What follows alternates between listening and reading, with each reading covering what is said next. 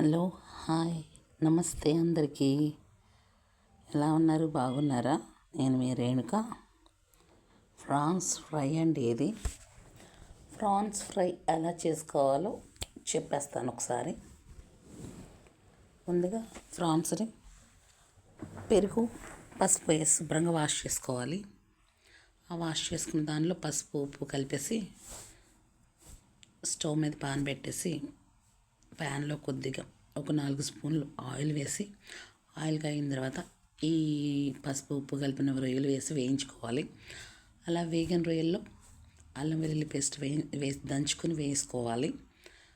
అది వేగుతుందనగా కొంచెం లైట్గా అలా ఆల్రెడీ మనం సాల్ట్ వేస్తాం కాబట్టి సరిపడినంత టేస్ట్కి సరిపడినంత సాల్ట్, పసుపు వేసుకోవాలి. 15 చిన్న తీసుకుని వాటిని కూడా రోట్లో వేసి దంచేసి, చిన్న రోలుని వాళ్ళు దంచేసి వేసి